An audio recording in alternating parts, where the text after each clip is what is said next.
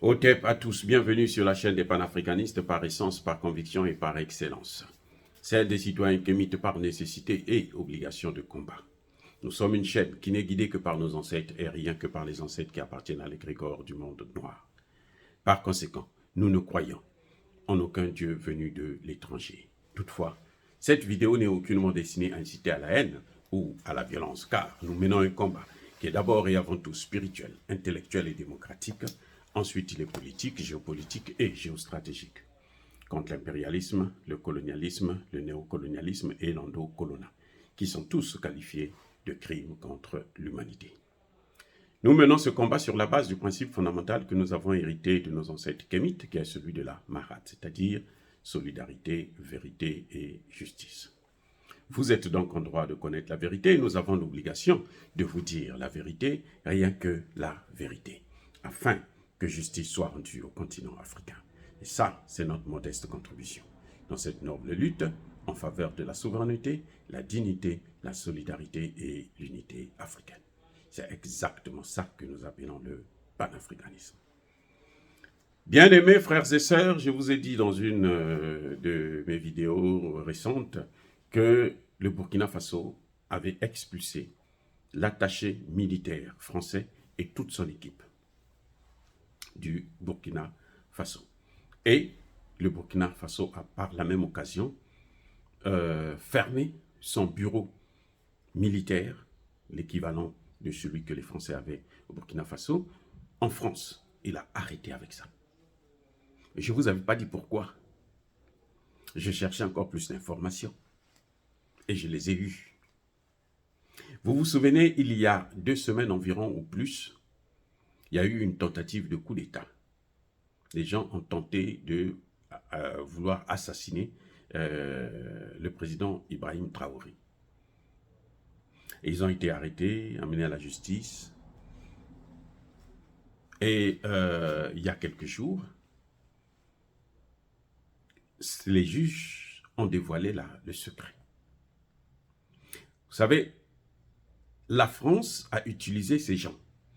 En fait, le rôle de l'attaché militaire, c'était de voir avec les militaires burkinabés, les plus corrompus, bien sûr, de l'histoire, ceux qui peuvent faire leur affaire, et qu'ils ont utilisé pour tenter d'assassiner, de neutraliser le président Ibrahim Traoré. Malheureusement, ils ont eu affaire à des Burkinabés qui se sont fait arrêter, qui ont échoué dans leur tentative, et la justice les a fait parler.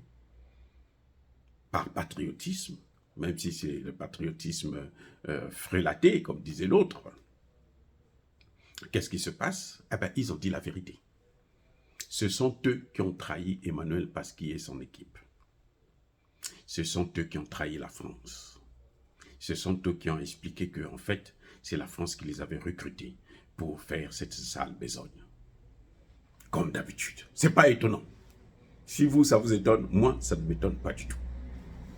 Mais ce que je trouve encore ridicule, c'est que Emmanuel Macron ne cesse d'enfoncer le clou. C'est un empire qui ne veut pas mourir, mais il fait tout pour mourir. Lui-même, il fait tout pour mourir. Tous les actes que pose Emmanuel Macron actuellement vont dans le sens d'éloigner la France de l'Afrique. Emmanuel Macron a oublié que Thomas Sankara est l'homme que eux, ils ont mis en place, qu'ils avaient créé. Thomas Sankara est né à cause du comportement de la France en Afrique et notamment au Burkina Faso. C'est ça qui a donné naissance à Thomas Sankara. C'est ça qui a donné naissance, je voulais dire, au mouvement que Thomas Sankara a soutenu et soutient. Donc, vous pouvez tuer Traoré aujourd'hui. Vous n'allez pas tuer ce qu'il a commencé à faire. Vous pouvez tuer Assimi Goïta, vous n'allez pas tuer ce qu'il a commencé à faire. Vous pouvez tuer Tchani, vous n'allez pas tuer ce qu'il a commencé à faire. Et ce que Traoré est en train de faire actuellement, là, c'est plus fort que ce que Thomas Sankara avait fait. Ce que les gens ne comprennent pas et ce que la France ne comprend pas, justement. Traoré est en train d'aller au-delà de ce que Thomas Sankara avait fait.